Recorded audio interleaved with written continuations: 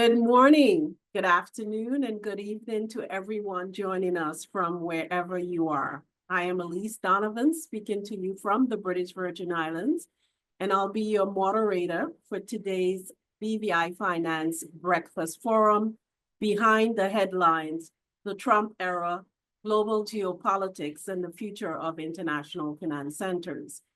We are meeting today at a pivotal moment with renewed tariffs, shifting alliances, and ongoing debates about global finance. As we navigate these developments in our discussion today, we'll explore how international finance centers can adapt, innovate, and remain resilient in the face of rapid change. And I am so excited to introduce our distinguished panelists who each bring a wealth of expertise and experience and a unique perspective, and are joining us from different locations. I'll ask each of them to introduce themselves, tell us where they are joining from, and briefly highlight their relevance to the world of international finance centers. We have Mark Pragnell, Geoff Cook, Oliver Cooper, and Lanishka McSweeney. But before we jump into our discussions, I want to thank each of our panelists for taking the time to be part of this conversation. Noting your very busy schedules, I thank you for joining this conversation, and we're so happy that you're able to join us today. Thank you. After our panelists share their backgrounds, we'll engage in a free-flowing discussion on the themes shaping our world and their implications for international finance centers. We are also eager to hear from you, our audience, so please place your questions in the Q&A box throughout the conversation. We will have time set aside at the end of our conversation to answer them directly. So please, as I said, put your questions in the Q&A box. I want to thank you for joining us today. And let's begin. Let's jump right in and ask each of our panelists to introduce themselves. I'll start with the top of my screen. So Geoff. Geoff, sorry, you're on mute. Thank you so much, Elise. My name is Geoff Cook. I'm based in Jersey in the Channel Islands. I was formerly head of wealth management for HSBC. I've worked all over the world for them over the course of about 20 years. After that, I was the chief executive of Jersey Finance, the promoter and representative body for Jersey's finance industry. I now chair a number of companies, including Mourant Consulting. Mourant Consulting operates right across the small state IFCs, if I can describe them like that. We advise a number of IFC governments and onshore governments, but I should stress that the views and opinions that I might express today are solely my own. And can I thank Elise and BVI Finance for the invitation? Thank you. Thank you. You're welcome. Mark, you're next on my screen. Good morning, good afternoon. Elise, thank you ever so much for the welcome, and thank you ever so much for the invitation to participate in today's event. My name is Mark Pragnell. I'm Managing Director of a consultancy called Pragmatics Advisory. In terms of why I'm here, that's a very good question. I think importantly, my background, I'm an economist. I've now been doing that for more than 30 odd years.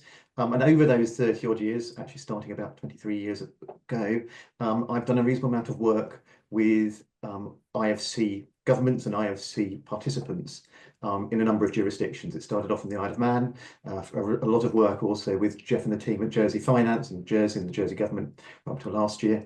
And I've done quite a lot of work as well, Elise, as you know, with BVI Finance and the BVI government as well. So I'm a broad macroeconomist and consultant economist, but someone who knows a little bit about what IFCs do. I would emphasize the word little, though, in that context. Lanishka? Sure. Good morning, good afternoon, and thank you, Elise and BVI Finance for having me this morning. My name is Lanishka McSweeney. I am a partner in the EY region of Bahamas, BVI, Bermuda, and the Cayman Islands. I am our banking and capital markets leader, as well as the regional MLRO and head of anti-money laundering and regulations. And as you know, we participate in 4 IFCs in the Northern Caribbean. So extensive knowledge over the last 25 years, navigating through a lot of changes that's come our way over the last 2 decades. And definitely excited for the conversation today and to discuss this very topical matter that's affecting all of us equally. Thank you. Oliver? Great, thank you very much. I'm Oliver Cooper. I practice and advise international law for Charles Russell Speechlys in London. I'm legal counsel to the International Financial Centres Forum, which is a trade body of many of the law firms and professional services firms active across the Crown dependencies and the overseas territories, as well as acting as counsel on a wide range of tax and regulatory matters for a number of small IFC governments around the world. Thank you all for joining us. As you hear, the very distinguished group of panelists that we have today. So we are going to jump right in. And from your perspective, each of you, what do you see as the major geopolitical flashpoints shaping our world today, considering, of course, the constantly changing tariffs and the retaliatory events that we're seeing, the regional conflicts, the economic nationalism, and just how serious are these challenges?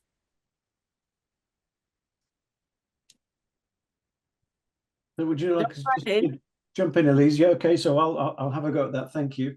Well, I think we're in a very rapidly changing world. We spent much of the last decade worrying about what the Financial Action Task Force thinks of us, or how we're getting on with AML regulation and fighting financial crime. And I'm sure we'll still have to do that. But suddenly, I think the focus has changed with the arrival of Donald Trump in the White House. And we've got to think, I think, about bigger picture things now. And it seems to me, there's acres of press about this. I'm sure lots of experts on the call. But it seems to me that Donald Trump's approach is very transactional, that he's looking to leverage American power principally for material gain in America's interests. He's convinced, I think, that America has not got a good deal out of the world trade system. And he's looking to remedy that, as far as I can see. It seems the Americas have been in the line of fire first. So Mexico, Canada, Panama recently, sort of casting eyes towards Greenland. And China's a little bit, but softly so far, I think. I think he's interested in the Russia-Ukraine war only so far as it furthers American interests. And they've also got this interest in rare earths and minerals where they feel a bit exposed, given China's dominance in that area and other countries that supply China. And I think other countries are waking up to kind of the changed world. So it was very interesting to see Taiwan has committed $100 billion already of new investment into Arizona. And took a very different approach by volunteering its thanks to the US for their relationship, and I think taking a sort of a conciliatory partnering type approach, which wasn't the outcome of the US Ukraine talks in the White House. So I think we're in a transactional material world. I think trade patterns are going to change. I think the flows of investment capital and the corridors they pass down are probably going to change. But I think if small state IFCs are agile and to use American term, I think we're going to need to, as they say, pivot on a dime at very short notice. 22nd of March is just coming up when they complete their review of the world's sort of tax systems to work out if anybody's doing anything harmful or detrimental to the US. So that's going to be kind of interesting when that comes out in just about 2 weeks' time. Will have big implications for the global OECD global tax system. So I think the order of the day is agility, is watchfulness, but we're not big trading jurisdictions by and large. Obviously, we do have companies that hold value through our various jurisdictions, but they're principally for investment purposes, not trading purposes. So I don't think we're the target, really. I suppose the wisest approach may be to take a fairly neutral approach, non-aligned, really, and express the value of what we do to both America, to China, and to other great nations. And we do actually prosper them all. And I think that's the message we have to try and get across. So that would be my take on on where we're at, although I'm sure we're all spinning and watching the news by the hour at the moment for the next, Mark? I won't call it a tweet, Truth Social. Mark, jump in. Yeah, your question was about flashpoints, and I think actually what's Yes. quite interesting is some of the flashpoints that we've been worried about seem quite insignificant after the last 2 months. And I think more the issue that we have at the moment is with the new administration in Washington is that we've seemed to have come to a period which we haven't had for a very long time, certainly not in terms of our professional lives. But we're in a period where there's actually quite significant unpredictability. And there's unpredictability about things that had become established as global norms. And those global norms included, I think, 2 really important bits. The first bit was the assumption that we try to do things through mutual benefit, and i.e. why globalization is potentially a good idea, or has been seen as a good idea. And the other thing that seems to be somewhat turned on its head now is that we had, over a large chunk of the latter part of the 20th century into the 21st century, moved away from the view that it's the ends, not the means, that matter. And now we seem to be back to it's the ends, not the means. And I think, Geoff, you're right, everyone's calling it transactional based, and he undoubtedly is a transactional president. But I think one of the things that we miss in terms of thinking about, he's basically a 19th century general. And he's there thinking about, I want to have that outcome. And I think with that Ukraine, actually, part of that outcome is actually he just wants to demonstrate he could do something that Biden couldn't. But he wants to get to that outcome, and it doesn't matter what the means are. And we've gone through the latter part of the 20th century a very significant international process of believing actually the means are important. The way we do things, process is important. And what we've now ratcheted back really quickly into a world where actually it's just about getting to the outcome that X, Y, or Z, and predominantly Mr. Trump wants at the moment. And I think that for me is why I think it jars so much, is that we've gone back to a world that it took us a long time to unwind from originally. Nadeshka, your points? What are your flashpoints? Listening to Geoff and Mark, I'm reminded that I have to say that these views are that of myself and not necessarily EY. So I have to be quite clear in stating that. And having said that, I think I agree with what I'm hearing so far. For me, the major geopolitical flashpoints sitting in the Northern Caribbean definitely would have to be the US-China tensions and the trade relations there, and the retaliatory tariffs, and the ratcheting up, I guess, of just what is being said. I think that could pose for us serious challenges, as really it threatens global stability, right? My grandfather always said, when giants fight, the grass gets trampled. So for us, being countries that are predominantly import driven, right? There are 2 biggest trading partners. I think I see an ability to disrupt supply chains, which we are starting to feel already. You would have heard in the news the noise about the price of eggs in the US, which has been a major political talking point.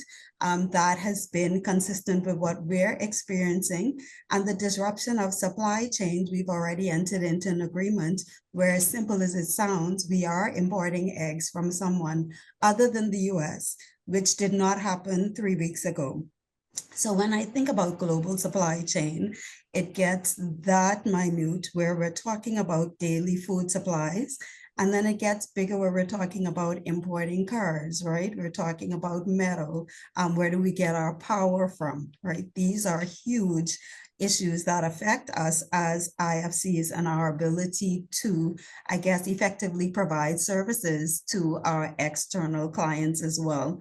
I think in terms of the conflict that we're seeing driving international markets, I think it was yesterday, we woke up and the Dow was lower because of the tariffs. It recovered at the end of the day, but to your point, this seems to be a daily exercise that we have to watch the news. Markets are being disrupted. People are seriously concerned about what's happening. And then that creates for me a potential for conflict.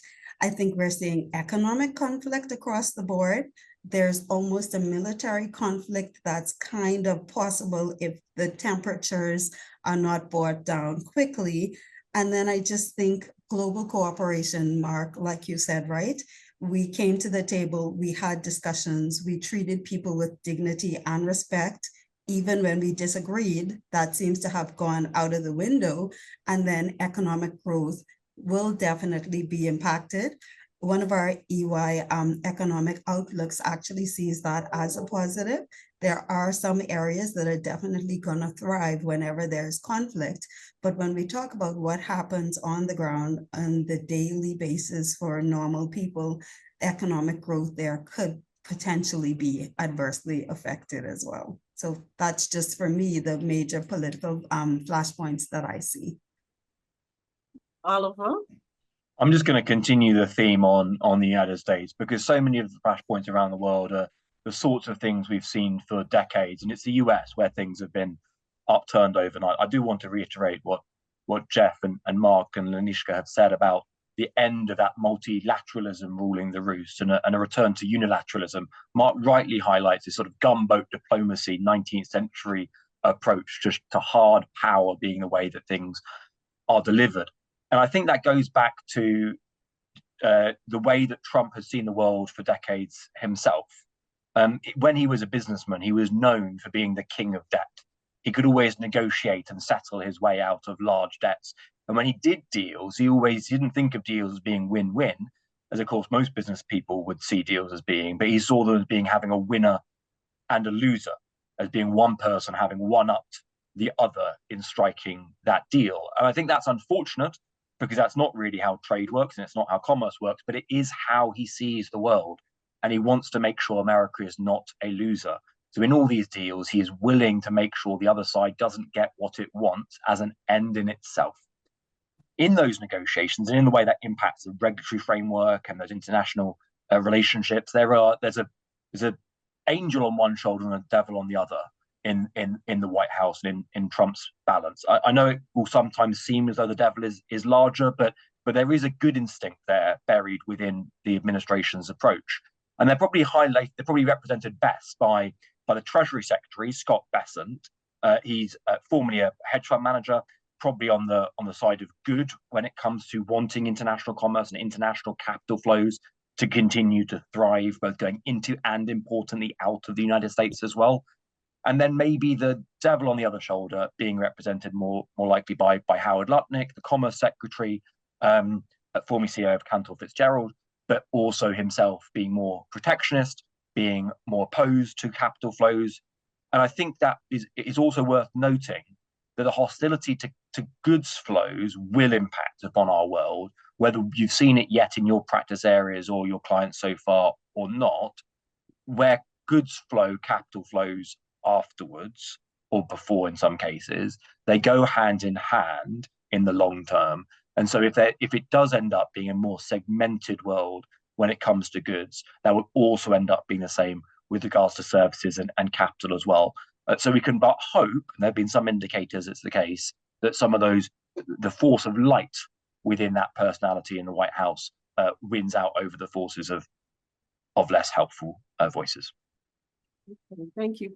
Lanishka, you said that when giants fight, the grass gets trampled, and I think you're positioning us as international finance centers as part of that grass that's getting trampled.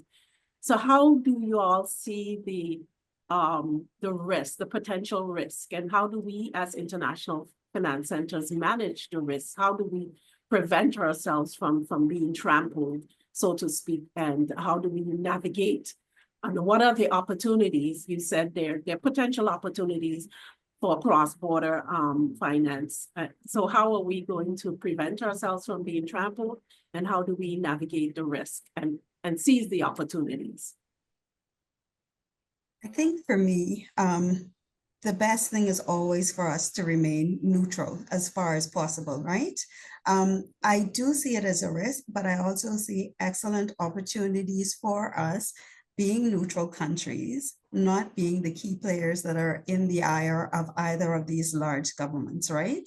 I think we spoke a little bit about our regulatory framework. Geoff started talking about how we, were so focused on FATF for the last few years.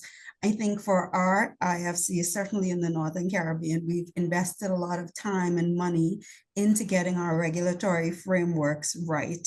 I think we are in excellent position. All of our countries are finally not blacklisted, graylisted, etc. We've created a legal framework that shows the international community that we are serious about our financial services industry. We've put in the work, we've passed the laws, we've hired the consultants, right? And we are ready and open for business. And I think we just spoke about international flows, right? So we are going to see international cash flows. We historically have done very well in these type government arrangements. We've been here before. Our industries prosper under these arrangements. So I think for us, that is an excellent opportunity. We have to invest in technology. Today's world does business on a 24-hour basis. The best way to do that is investing in technology, upskilling our people. And I believe that if we do those things, that the future for us is bright, and we can definitely take advantage by being a neutral player, by telling our story through such forms as BVI Finance, BFSB, Cayman Finance, in terms of, we are a net neutral IFC territory, and certainly all of us are. We do have a regulatory framework that works. We have the technology to assist with global cash flows and good flows, and even our waters, right, in terms of supply chains. I do see these as various opportunities. And so I don't want to be just negative, because I wake up each day, as I was saying earlier, and I'm reviewing the news, and I'm constantly even seeing financial products that we have available in our IFC jurisdictions that definitely would bode very well given the current economic climate that we're in. So I think it's really a great time for us. It's a very scary time, but in scary times, there's always greatest opportunities, right? So those are just my initial thoughts. Okay, Geoff, you're in Jersey, and you have a unique perspective from that vantage point. We also see that the EU have potential tariffs. What is your perspective on the IFCs in that area? Well, tariffs are interesting things because they can have short-term effects in terms of reading up the history.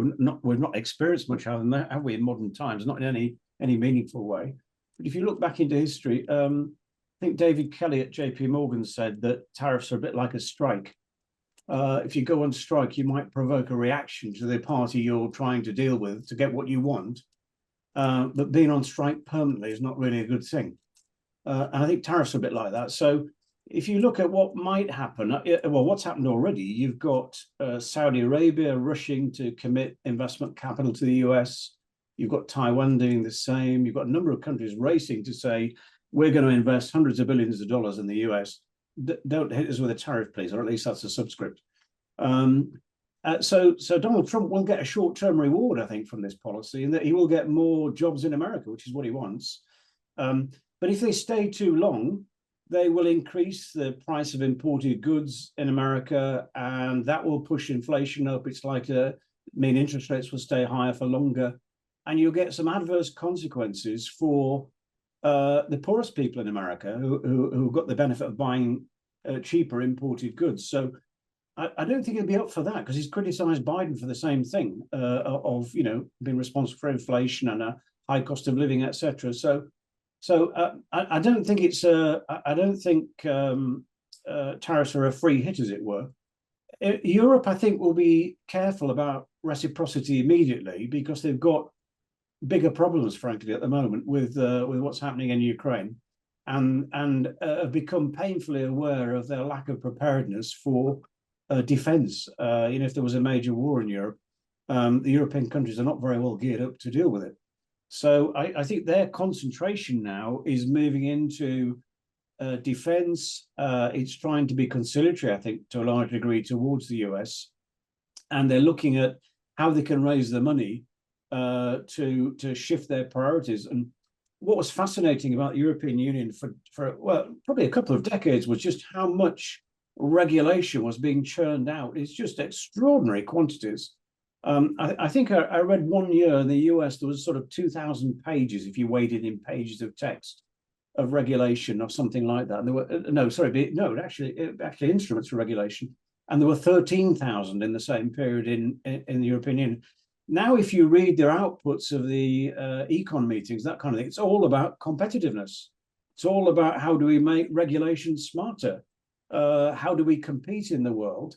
And they're now very focused on how they find the cash to kind of retool their armaments. So I think they'd be very reluctant to have a trade war with America.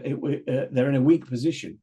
And I think Trump's worked that out. And again, he's leveraging his strong cards to get the maximum he can out of these relationships. So again, back to my sort of transactional label. So I don't think the Europeans suddenly going to apply tariffs globally. What we've got at the moment is an American tariff problem, not a global tariff problem. And most other countries are not laying tariffs on each other. And I don't think they will want to do that because it will harm their own interests. Where tariffs end up, I think, is highly difficult to predict, because I think Trump would like some revenue from tariffs that he can spend without needing Congress's approval. So I think he'd like some cash as well as, if you like, the political influence that tariffs bring him, because he used them as a big club really to get people to do what he wants to do. So, he's acting in his world in what he thinks is best for America. And that's just, to use his language, putting America first and acting in national economic interests. Most countries do that, just that his methods are a bit more dramatic, I would say, than we've been used to historically. And he's got this clever knack of constantly keeping people on the back foot. Because just as you've absorbed one wave of initiatives and figured out how on earth do we deal with this, the second and third wave have already arrived. So people are just spinning at the moment. But I don't think at the moment we're going to see contamination with a wider global trade war. A lot will depend on how long America keeps its foot on the tariff gas, as it were. If they use them long enough to get what they want as a bargaining chip, then I'm not so sure we're going to have dramatic damage to the world economy. If they stay for a long time, then we're probably in another ballgame, is how I would read it. I think it's also worth putting in context these tariffs versus, I guess, ordinary tariffs. The average weighted tariff on manufactured goods that the US was imposing before the 20th of January, when Trump was inaugurated, was 1.9%. The average tariff imposed by the European Union on manufactured goods is 1.4%. And now we're talking about 10, 20, 25% tariffs being imposed. It is an order of magnitude more. And I think there are long-term consequences of market confidence in developing integrated supply chains when you have that arbitrariness, I suppose, of those tariffs going up and down, being brought in and brought out. One thing that the World Trade Organization negotiation and their framework has done is it at least created a dance that had to be performed for countries to impose tariffs of this sort. It's Article 19 of GATT, if you guys want to look it up, but there's a specific provision that allows countries to impose selective tariffs on individual other members of the WTO. And it's exceedingly limited in scope, and it's usually used as an excuse by countries. But they'll try to make an argument about it. They'll create this legal fiction that it applies. Trump hasn't done that. Trump hasn't tried to claim any of the carve-outs or the exemptions or the provisions in international law. He's just said, America will do this, and then he suspended it. And then he's brought it back, and then last night on cars he suspended it, but on other goods he's continuing with it. That is a recipe not just for economic dysfunction, but political dysfunction as well. Because relationships get frayed. The EU member states are now talking about having to go it alone. If the president of France is now saying that the transatlantic alliance needs to be reassessed in the very short term, that is a problem for Western defence. It is a problem for the Western world generally, and I think that's one of the things that's been sown by this. I completely agree with with Geoff that it is an arm wrestle in Trump's mind, and he thinks he's wrestled tens, hundreds of billions of dollars of investment out of other countries. But there is that downside that he hasn't yet seen. And also, he's made promises on tariffs that simply can't be kept. He said that because America funded the federal government through tariffs in the 19th century, we could do it again today as well. The tariffs that he's imposed, if they had no economic impact whatsoever, it didn't cut in imports whatsoever, would raise approximately 3% as much as a federal income tax raises. It's simply not even remotely a source of revenue in the modern world that compares to the forms that the Trump administration has said it could replace. So they've made promises that really are impossible to keep. So it really is about face at this point, which face matters a huge amount to Trump, without face and trying to show that he's got a win out of the approach he's taken. Oliver, you mentioned the World Trade Organization, and I see in a recent article in IFC Review, I wrote about the new economic nationalism coming out of the report that Mark did for BVI Finance on the BVI's global contribution. And I posited that we are in an era of new economic nationalism where we're seeing more protectionist policies and we're seeing a reshoring of industries. Mark, on the other hand, has argued that it's a block economy. Are we in a new era of economic nationalism or Trumpism or whatever you want to call it, or are we in a block economy? Or perhaps we're in neither. So which one of those scenarios do you see playing out? So Mark, are we in a block economy or a new economic nationalism? I certainly think we're in probably all of them. To unpack some of that, and I'm just picking up on the tariff point as well. I think one of the bits I'd just like to add to that conversation is remember that actually the United States is a declining and actually a fast declining economic power globally as well. And a part of what I think is happening at the moment is that Donald Trump is playing the last decent hand that the US is going to have. It's still only just in double digits of percentage points in terms of share of global GDP. And actually it's a declining share of global imports. So what you're seeing, I think, is the last chance for the US to play these sort of games to a certain extent as well. Where are we in terms of the scenarios that we talked about a few years back? I hadn't realised the extent to which the report we did for you, Elise, would turn out to be just so timely and important. But yes, of course, the US is definitely a very new and a very vibrant economic nationalism state, as it were. But we took opposing sides in terms of where we thought we were, Elise, in terms of what was in the recent IFC review. I think the perspective rather depends upon which side of the Atlantic you're in, or you're staying in. And I can perfectly understand those in the Caribbean seeing this rise of rise of a state that is basically saying goodbye to its closest neighbours, even in support of its own economic growth. Here in Europe, so I'm based in Essex. I forgot to say that in the very beginning. Sorry. Here from Europe, I look across and actually think, my word, I'm amazed how well hanging together the Europeans are at the moment. This is an opportunity for them to be completely fragmented. I grant you, I doubt a great deal will come out of what these discussions are, but something has, which is more than most people would have guessed a few months ago, certainly a few years ago. And it does feel as if actually there is not a coordinated, but a moderately consistent response to Trump across most of the major economies elsewhere. So for me, it feels as if we're not at the moment feeling like a complete fragmentation of the global economy. We're looking as if Donald Trump is pushing ahead with his agenda for making America great again, and actually, importantly, making America wealthy again. He's pushing ahead with that agenda, and people and most other countries are looking at that and thinking, "Oh, good grief! How do we respond to that in a sensible and not necessarily coordinated, but consistent way?" So I think that's there. The bit though which has really changed, I think, in comparison to when we wrote the report for BVI Finance a few years back, is we saw this bureaucratic Europe, and we saw the distinction between how IFCs could be looking at if we move towards a block economy, having to choose maybe between America, having to choose between Europe, having to choose between Europe and Asia, and with Europe being this increasingly bureaucratic, increasingly standard driven, and actually, let's be blunt about it, excessively standard driven set of jurisdictions.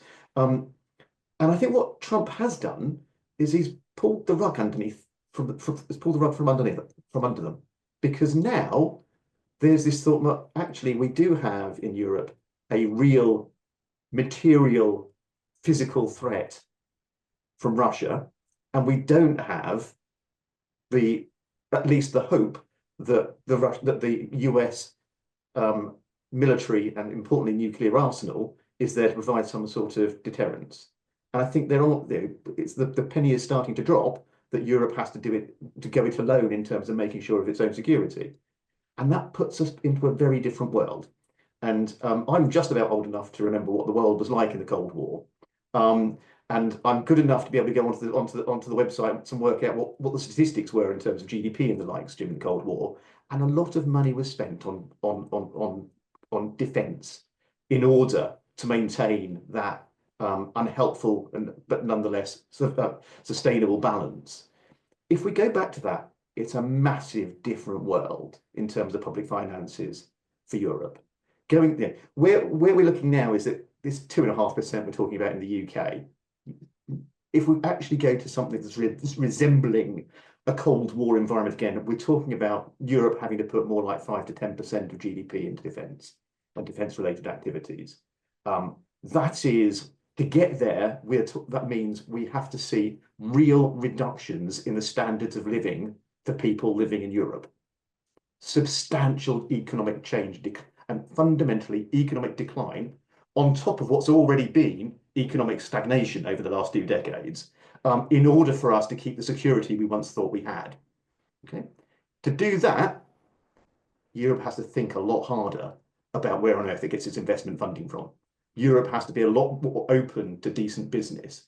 And I just wonder a little bit as to whether or not actually the new Europe that the bloc economy might bring forward, that new Europe that's responding to the Russian threat that's been exposed by Trump, whether or not that's one where they'd be a little more willing to think about, hang on a minute, we need to have private business on the side, international private business on the side, and potentially the role of international finance centres within that context as well.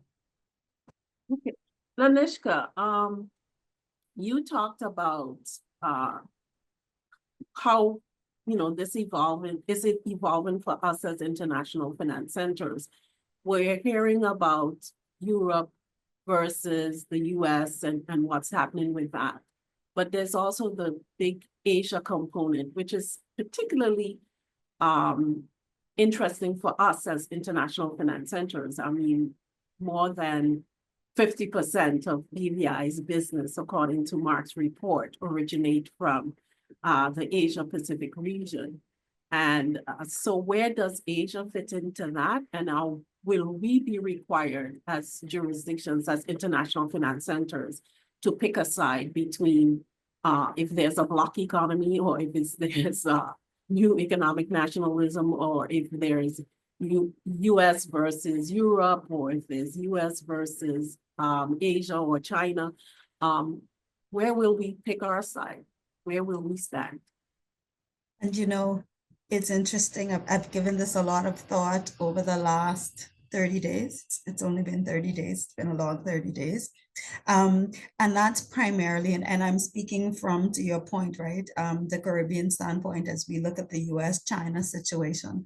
And it's public knowledge that Asia is a huge market for us. Even when we look at infrastructure, right, a lot of our roads, the larger hotels, et cetera, that have been built in the Northern Caribbean, from financial services in terms of being a partner and our client focus has been huge.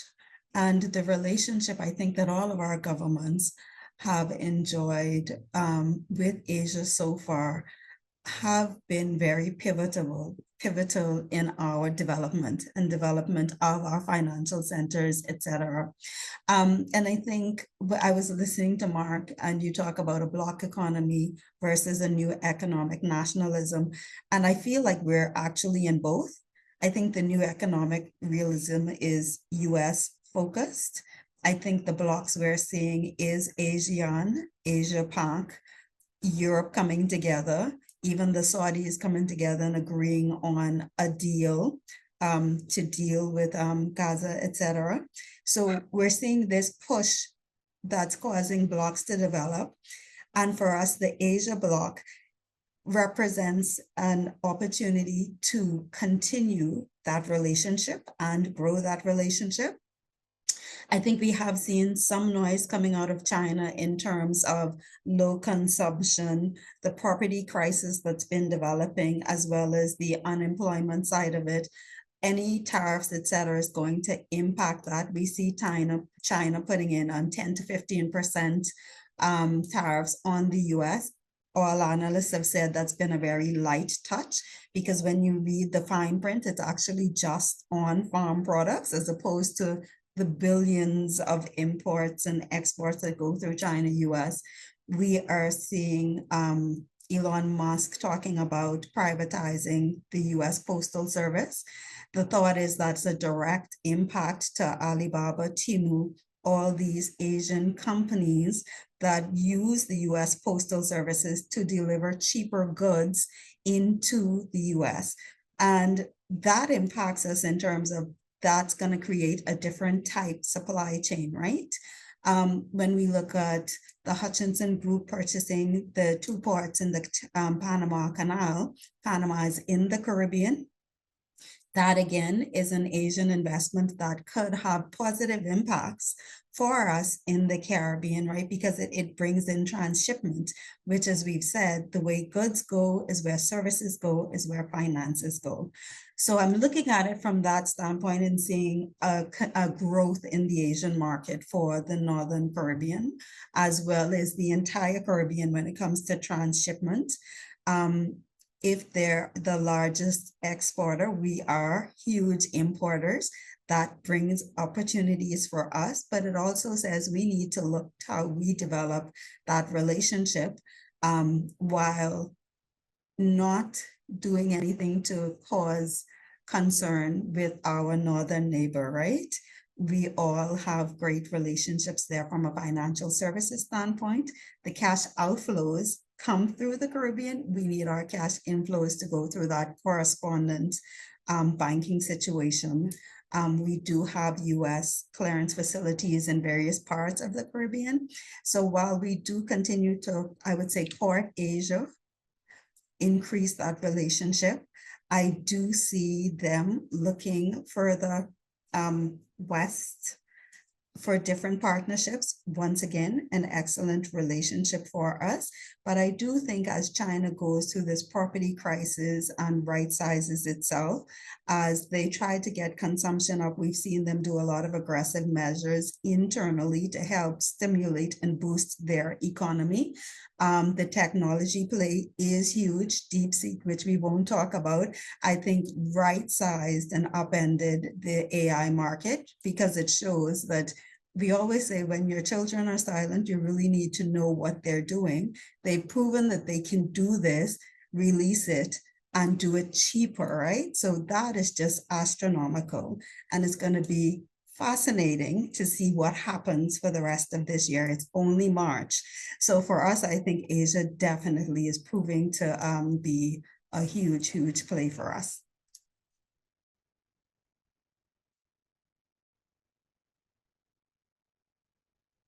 I guess in terms of which route international sort of blocks or non-blocks go will depend on the demand for the export of standards.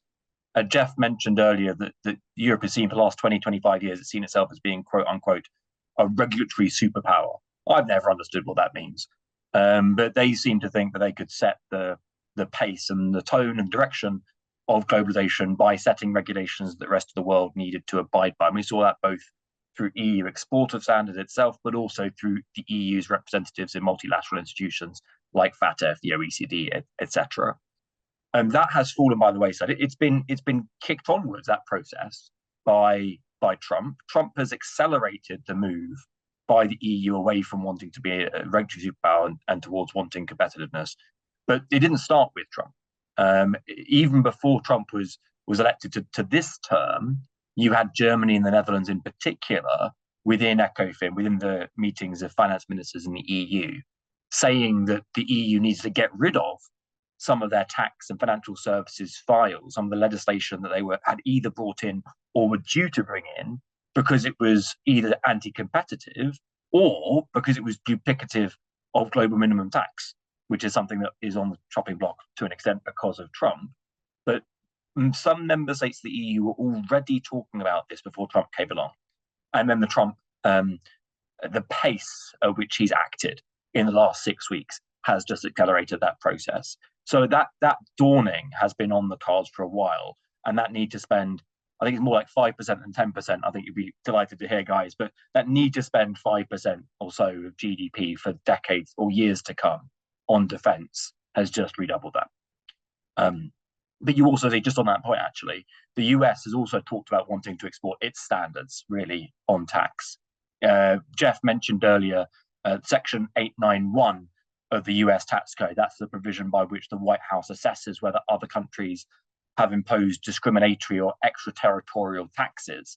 It's suspected that the White House will conclude that the global minimum tax will be an extraterritorial tax upon United States businesses, and that will allow the White House to double taxes on all businesses and citizens whose home countries impose either an undertax payments rule or an income inclusion rule, i.e. they implement the global minimum tax initiative.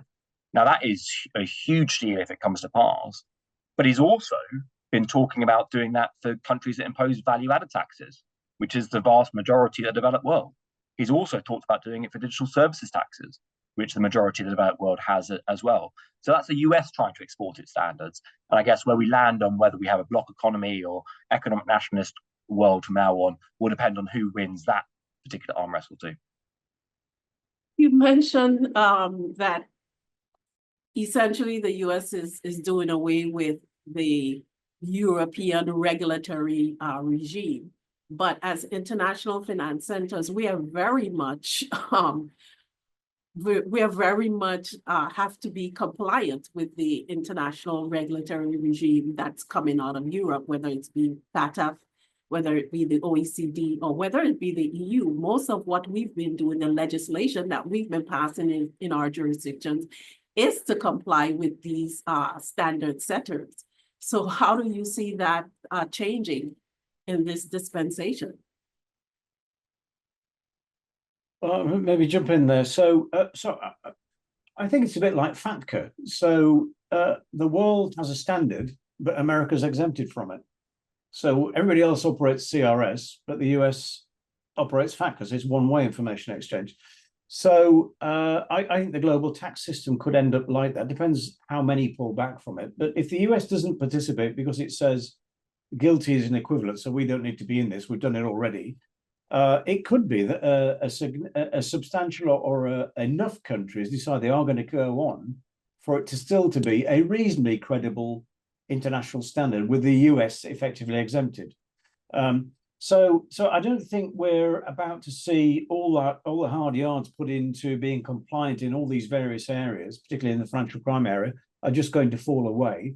It's just that I think we are in this sort of era now of, what do they call it? Is it American exceptionalism? America's always an exception to the rest.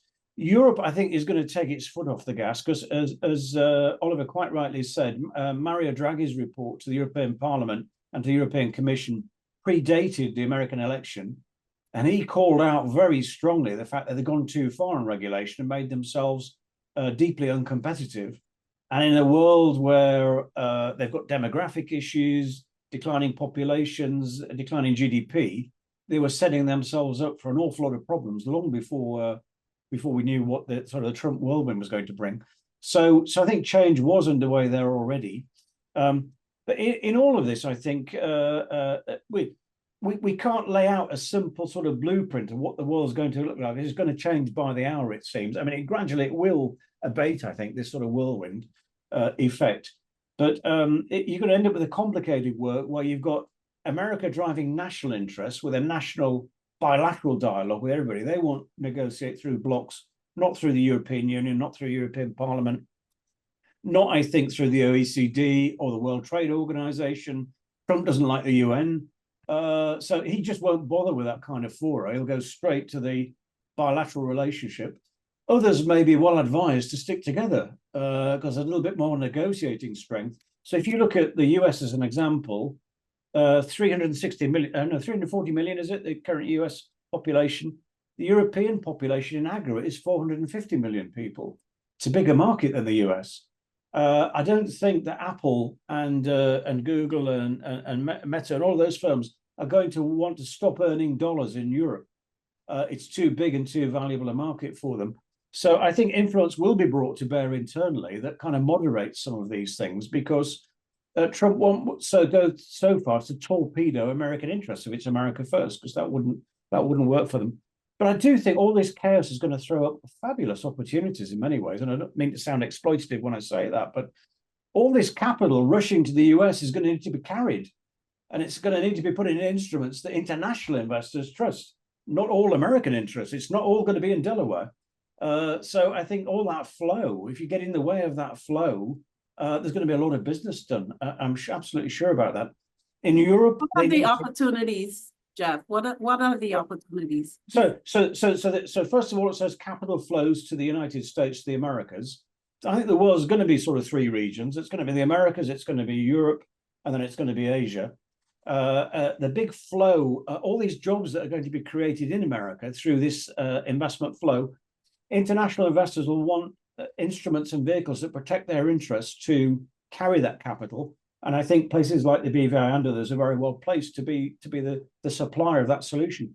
But if you go to Europe, they're going to have to reorientate and rebuild their economies. So you're going to have a big surge in defense. There's going to be huge spending on defense, and they don't have enough capital of their own to do all of that. So they'll be going out, they'll raise debt limits, they'll exempt defense spending from their conventional debt limits. Germany's just announced it's going to do that. So there'll be massive new spending in the areas of defense, which bypass their conventional budget restrictions. So that's lots and lots of new investment. In Asia, just the weight of Asia's demographic advantage. You know, I said 340 million people in the US, 450 in Europe. There are 4 billion people in Asia, and a much younger population than in the Western countries. As they modernize and digitize and increase their trade within themselves, they will grow more prosperous. And the capital that's sitting in the West that is there to provide for this huge number of people coming up to retirement will need to sweat very hard to get returns to pay for those liabilities. And it will be very interested in investing in this booming Asia. So, and there's some other, so there's demographic, you know, if you take the big trends of demographics, everywhere, you're going to need to provide for people's retirements. There's going to be a need for investment there. The whole digital trend, I think, overlays these geographic trends, and AI, blockchain, not so much crypto as an asset, but certainly as a payment mechanism. All of these things have very high growth potential. They're all going to need investment capital. And if lots of countries are spending more in defense, where are they going to find the capital to develop these innovations? I think it's from the private sector. So bizarrely, Donald Trump might actually trigger off a renaissance in investment in many parts of the world for the most bizarre reasons. So I wouldn't be despairing about this at all. Actually, I think if you look through the turbulence, there are actually a lot of investment opportunities, and that will play well to the IFC world. Yeah, Lanishka, are we ready? I see, Mark, you have your mic open, so go ahead. Yeah, sorry. Now, I think rather sadly for the conversation, we're all massively agreeing with each other. So I'm just going to try and do my best, because I've got down my little note what I wanted to say at the end, and Geoff has just said it. But I think the bit I would say though is I actually do see this current climate as being one where there's significant opportunities for IFCs. Actually, it's a world where the world of uncertainty and the world of higher interest rates, which is fundamentally what we're probably going to be looking at, is a world which is good for IFCs.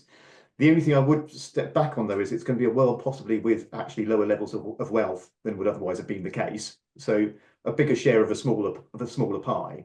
And the last bit I want to leave you with is the thought that what Trump is proving is that size matters. And the extent to which the IFCs are a series of small, fragmented, often bickering, frankly, jurisdictions isn't going to help in being able to give confidence to those people who are trying to find the way of being able to conduct business cross borders in a Trumpist world. Ranishka, are we ready? Do we have the technology, as Geoff spoke about, to navigate this new era? Maybe this is where we're going to diverge and disagree. This will help Mark. But maybe we'll talk about FATF and how the US upending their Corporate Transparency Act, and yet we still being pressed and required to do beneficial ownership in public registers. Is that going to upend FATF when they've given the US a clean bill of health, and that bill has now been effectively squashed by the Supreme Court? We can talk about that in terms of how it pushes business later, but I think I would say yes and no. The technologies are here. The technologies are available. And in a lot of cases, a lot of our businesses have invested and implemented those technologies. The reason I say no is because technology today is also changing daily. So if we're gonna be, we're kind of like in a dual reality right now. You've spoken about, the regulations that we've been required to enforce and put in place to ensure that, our countries are allowed to transact and engage on an international stage, which is not always level. So when I think of it from that standpoint, we do have technologies and systems that will allow us to do customer onboarding, monitoring, etc. I think in order for us to take advantage of the opportunities that face us in the future, we need to get more nuanced in the new technologies that are out there. So we can talk about AI and the impact of AI in our businesses, right? And I think we can use those type technologies to make our businesses more nimble, more agile, more proactive, right? So when we're looking at products and services, do we have the technologies to tell us what are the products that are needed? Can we create them, implement them, and roll them out to an international market real time to take advantage of those opportunities, or are we not investing the amount of monies that we need? So we've talked about Europe now coming to the table and realizing where we've spent 1% or 2% of our GDP for defense, we need to get that up to 5% to be a player in this space and to protect our borders. I see us having that same challenge. We need to peg a certain percentage of our GDP to really create an infrastructure that allows us to participate in the new global world where AI, augmented AI, where we have data centers, power centers to power our technologies, so that when we come to the table for an international business platform, we have the same technology that you would have, say, in Asia, in Europe, and the US. So I do think we have it. We've been forced to uptick our onboarding, et cetera. I think we need to be proactive. Look at where the world is going. We passed crypto legislation in all of our countries.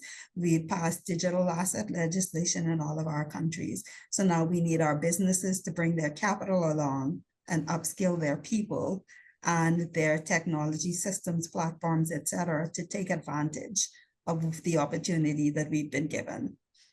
Okay, so I'm going to go to, we have a couple questions in the Q&A. So given the tensions between China and the US, would our Chinese businesses be impacted?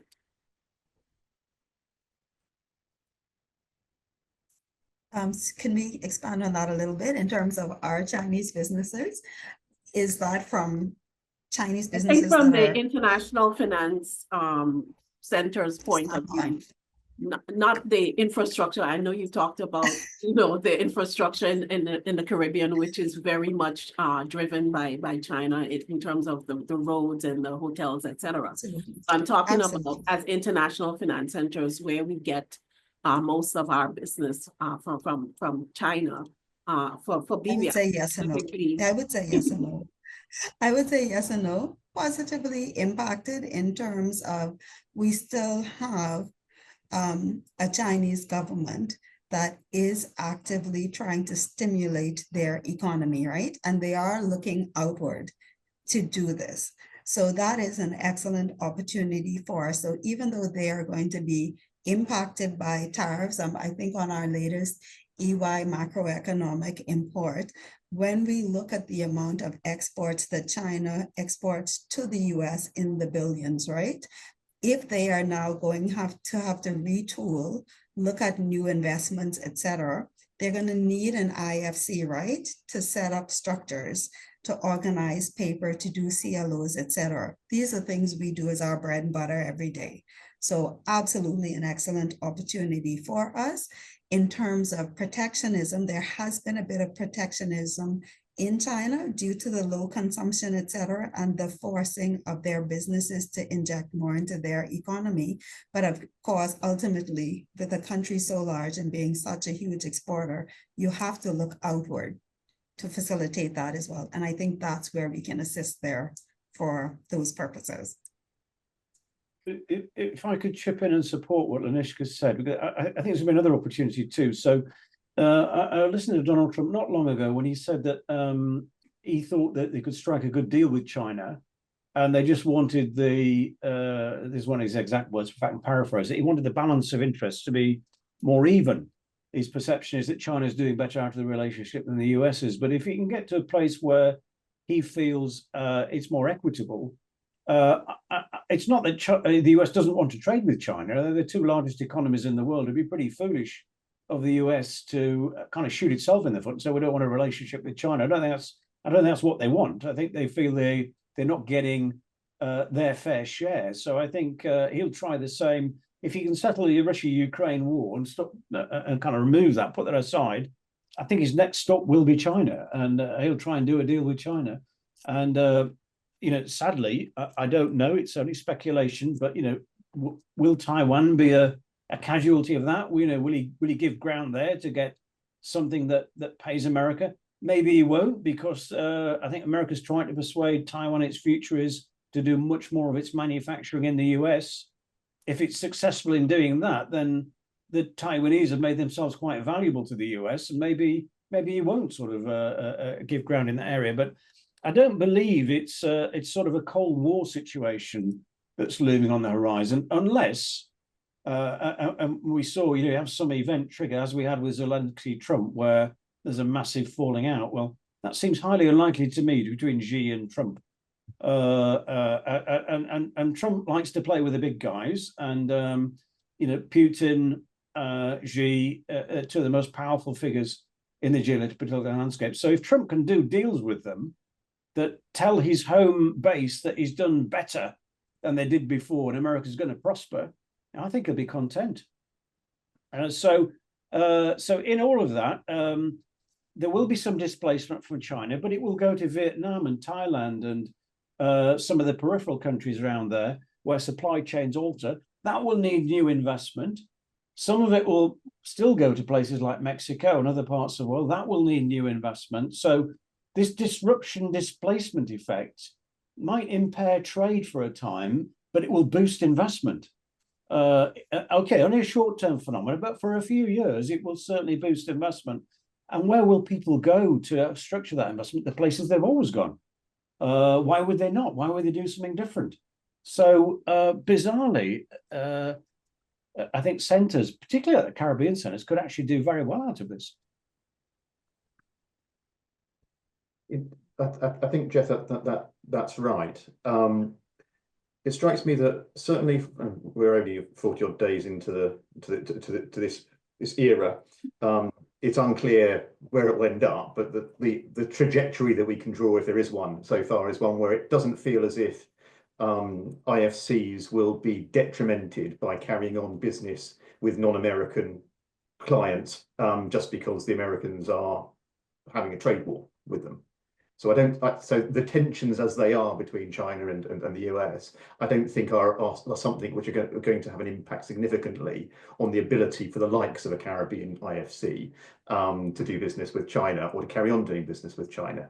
And I think Geoff is right. Actually, perversely, certainly in the shorter term, there could well be replacement of trade activity with investment activity with that. I think the fundamental question is over the longer term, which is actually how much does all this nonsense do in terms of impacting the overall size of the global economy?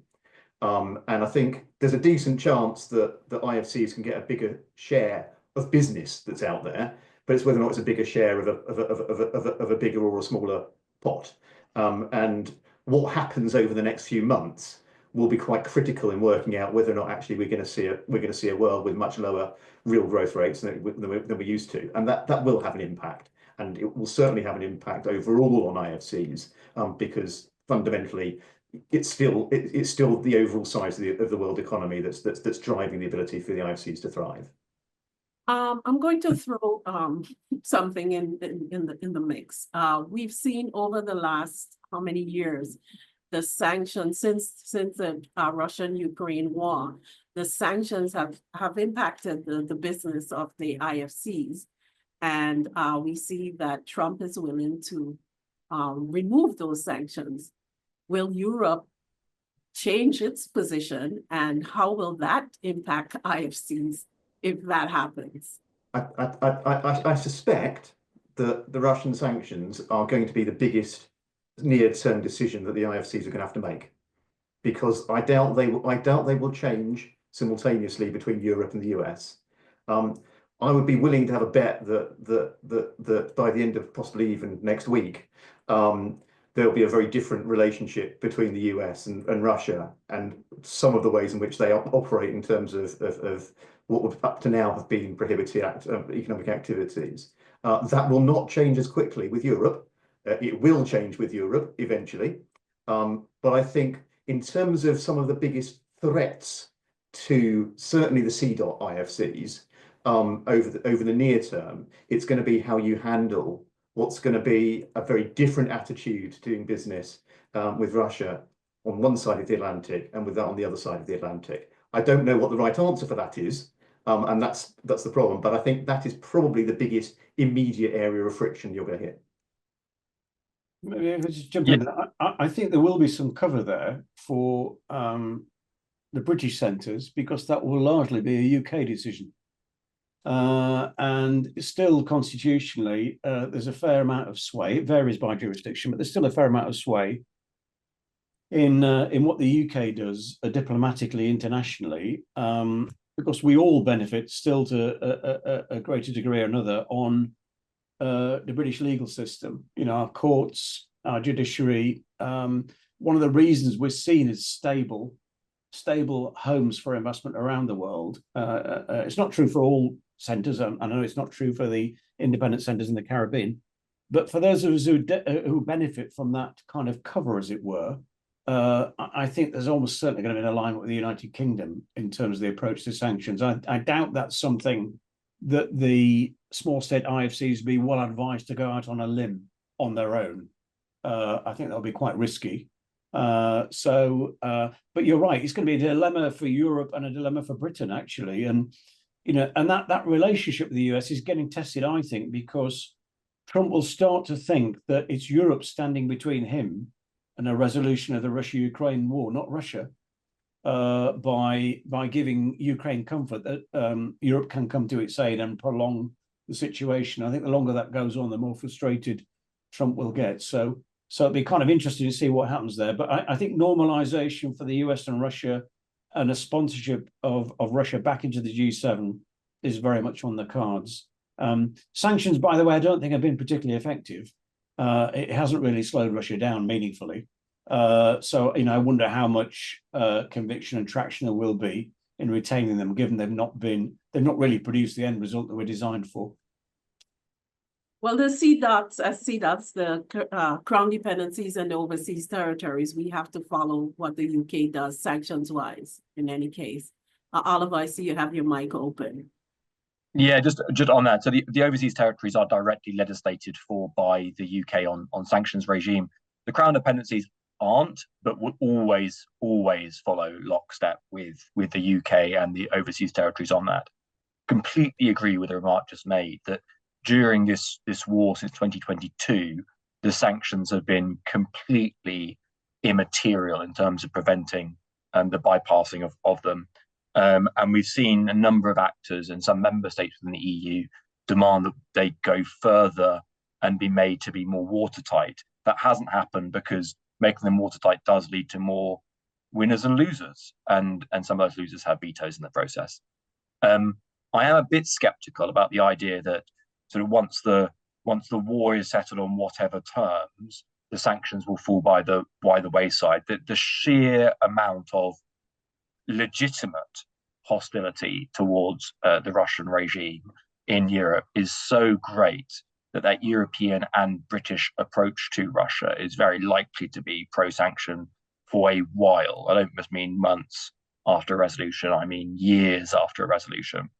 And that, as a result, will probably, I would have thought, pull all of the Crown dependencies and overseas territories in that direction, and therefore divergent from places like Bahamas, places like Barbados, places like Mauritius that have that legal background as former British territories, but are obviously not now.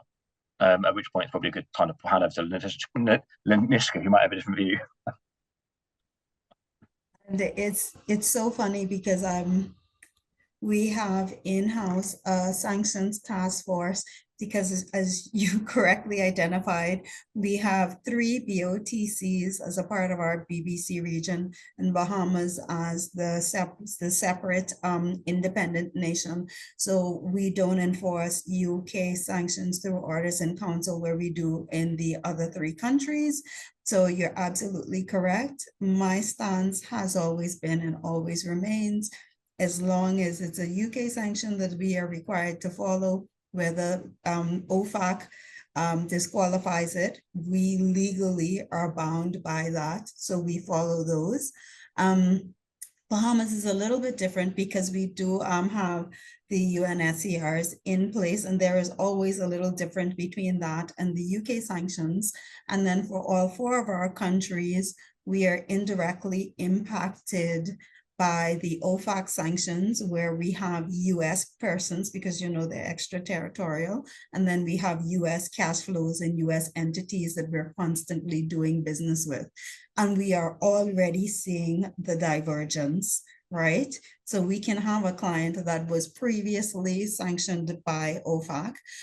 You will have seen last week that the Russian task force, I think it was called for OFAC, was defunded or dismembered. So while the sanctions might be in place, if there's nobody there to do the work, then they're ineffective. We are seeing, I think right before President Biden left, he sanctioned hundreds of people because he saw, I guess, what would happen right after the election. After that, we've seen tons of general licenses issued, allowing US persons to transact with these Russian people. So we are seeing a divergence where we can have a client that's fine in one of our books where we're dealing with a US entity. And then when we go to put that engagement in Cayman, BVI, or Bermuda, they're a sanctioned individual and we can't deal with them, right? So that friction has started and will increase because that's where the money flows go, right? And as the money flows go, the sanctions go, and we're going to have to start having really hard conversations, or easy. In some cases, we're just not allowed to do it under UK sanctions. But if we're dealing with flows coming from a US that wants to do business in an IFC that are fine in the US, we're going to have conversations and say, yeah, but we can't because of XYZ. So you're absolutely spot on, Elise. There are 2 diverging markets. It started last week. I was surprised it didn't get a lot of press once the task force was disbanded. That was a little shocking for me. I don't think people had picked up on that as yet. So the business has started on the US side already. The question is, how does that impact us when we're now telling our northern neighbors that's fine for you, but under our current sanctions regimes, we're not allowed. And I don't see that being sorted in the next year or even two. Okay, I think we're going to start to wrap up. So I'm just going to ask, I don't see more questions in the Q&A. So let's start to wrap up. And, you know, considering everything that we've discussed and the implications, what do you see as the potential worst case and best case outcomes for IFCs over the next few years?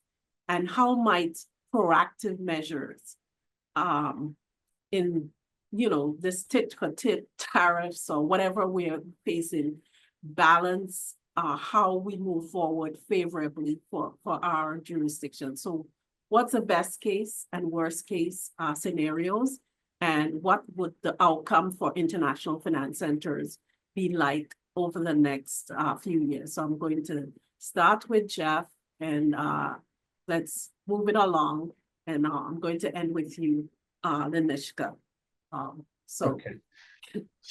So best case would be that the disruption that's being caused currently would change patterns of trade, change patterns of investment, but would throw up new investment because of the dislocation and the things we talked about earlier in the call. You know, they will need new investment. If stuff's going to be manufactured more in the US, then it's got to move from somewhere else, and then needs investment behind it. If Europe needs to change its economic orientation, that's going to need new money, new spend, new investment, and the private sector will be an important part of that. Asia's already got its sort of structural trend demographics and digital cards that will actually keep it strong, I think, just through all of this.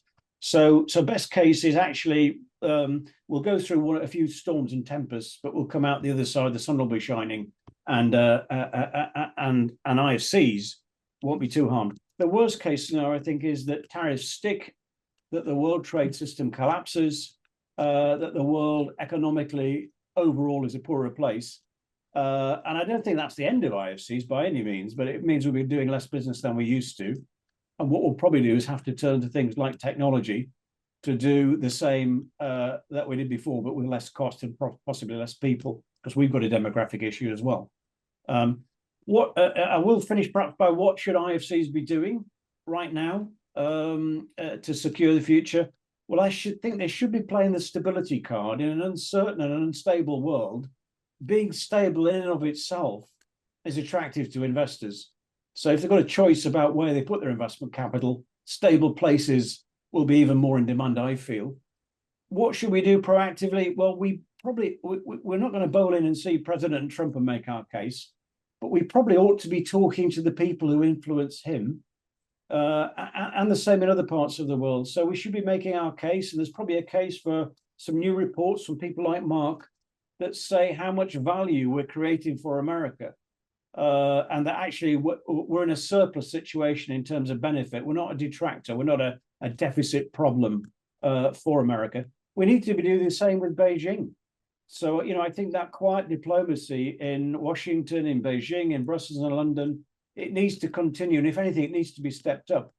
And where all these governments are going to be short of one thing, and that's capital to kind of make all these changes. And we're carriers and organizers and sources of attracting that capital. So I think we should play that card very strongly. And I think even this turbulent world will still be able to demonstrate our usefulness to these great powers. And if we're useful to them, we're playing to their self-interest. And that's the way I would go. Mark? Okay, I'll start positively, which is quite unusual for an economist, and I'll do the best case.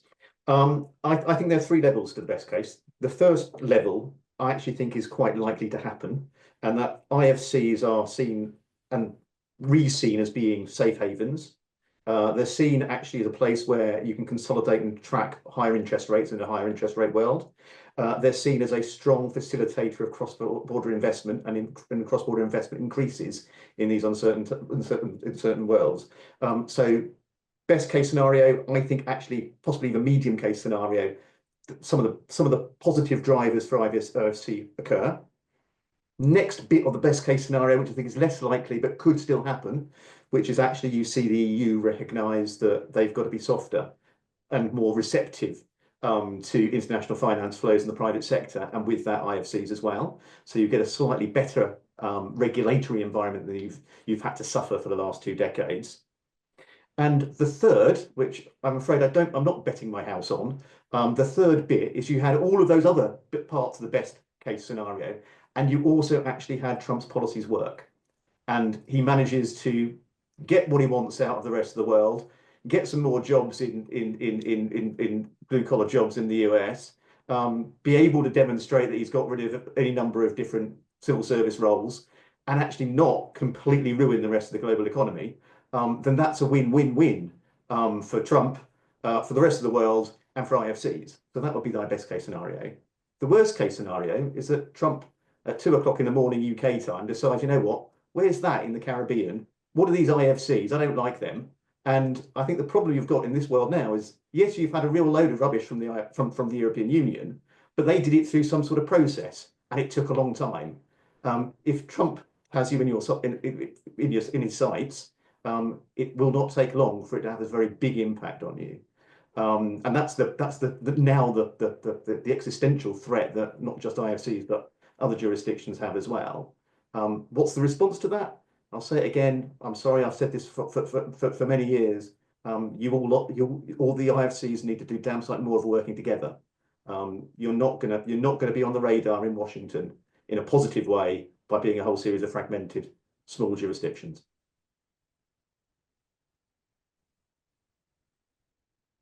Oliver? Yeah, I suppose on the I guess the worst case scenario is that the amount of goods crossing borders, because the ingraining of tariffs into a new political and economic culture leads to a reshoring, leads to the cutting of international supply chains, leads to the reduction in the international cross-border flows of capital. That's pretty obvious, and that's pretty straightforwardly a bad outcome. And I think that's where we're looking at now until the White House makes its next U-turn. But fortunately, it makes a U-turn every 5 minutes. So the consequence there is a possible positive world in which we live. And that is that the navel gazing has to an extent ended, or at least the ending of the navel gazing has been accelerated by Trump. We've seen that on defense, with Western European countries wising up to the need to spend more on defense themselves. We've seen that in terms of the competitiveness agenda within the European Union. We've seen it within investment criteria. So, for example, defense is now being removed from ESG criteria across a whole bunch of funds, because defense is suddenly being seen as a good thing to be investing in, rather than a negative thing, as it has been for a number of years by a number of investors. That might end up being the case with IFCs as well. Instead of it being a bad thing to invest through IFCs, rather it being a good thing to do so. One, because they are neutral. It is not making a value endorsement of one country system over another country system. It's uniquely neutral in that regard. But two, because if you want to have that extra spending on defense, if you want to have that extra autonomy, if you want to be able to afford the higher prices that necessarily come with reshoring manufacturing and industry, if you want all that stuff, you need to be able to generate wealth through other means. And wealth through other means access to international capital, and that means IFCs. So there is a positive outcome from this if countries wake up and wise up to the fact that IFCs are generally a good thing for their economies. And to quote The Simpsons, money can be exchanged for goods and services. So as a consequence, the more wealth they can create by interacting positively with IFCs, rather than putting ideology first, the more they can spend on both defense and their welfare states in Europe. That's got to be a good thing. And what should IFCs be doing? Well, yeah, so I agree with Mark's sort of takeaway point in terms of working more closely together. The second is probably being faster in response to some of these initiatives. as has been said, some of them will be announced on Truth Social at 2 a.m. in the morning, and I'm afraid you're going to have an answer by the time markets open the next day. There'll be also other things marginally slower, but only marginally so. So it's been mentioned by Geoff. The sort of quasi deadline of the 22nd of March is when the Treasury needs to present its report to the White House on extraterritorial and discriminatory taxes. That could completely upend the global minimum tax agenda. And if IFCs are not ready to respond to things like that, or things like the US withdrawing from the UN tax negotiations or any other global bodies, if they're not able to respond quickly to them, then the IFCs will lose their ability to remain neutral and to remain hubs for international investment. So having greater capacity to respond, both in terms of their regulatory and policy-making teams, but also working together with other IFCs to work out a common trajectory, that's what I'd recommend. So specifically, I'm sorry to be to go on this point, but what should we be doing on the GMT to prepare if, as you say, Trump wakes up at 2 o'clock in the morning and, you know, there's a change? I think there's a number of countries that are jealous of where BVI has ended up being on this, on the basis that I think it's very likely that that the Treasury reports to the White House that a UTPR is discriminatory or extraterritorial. There's a possibility the income inclusion rule per se will be seen as being that. Certainly intellectually, it has the same sort of hallmarks and characteristics that would lead the Treasury to conclude that. So it might end up being that the US treats all countries that have a GMT as imposing extraterritorial discriminatory tax and subjecting all entities and citizens from that jurisdiction to double taxation when they do business in the US. That's such a cataclysmic consequence, and it's never been imposed. In the 90 years that law has been on the statute books, it's never been imposed on anybody. But if that were to come to pass, you would have to have this carve out, as highlighted earlier, like with FATF versus CRS. You would have to have a special American exceptionalism in that. And if that happens, we live in a world in which I guess GMT is quite easy to get round. It undermines its entire rationale and mechanism. But that's probably the best case scenario for the advocates of GMT, because it's either that or abolish it altogether. And that we'll find out whether that's a world we live in, I suppose, by the 22nd of March at the latest. Okay.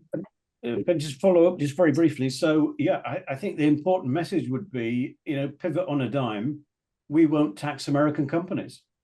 That will be the appropriate and rapid response required. In the BVI, you've never intended to do that. But many jurisdictions have been obliged to accommodate the OECD's requirements for allow others to reach in and do that. But it's very important that I think we're ready to say if that is how things pan out, that we're not going to tax US companies very quickly. Okay.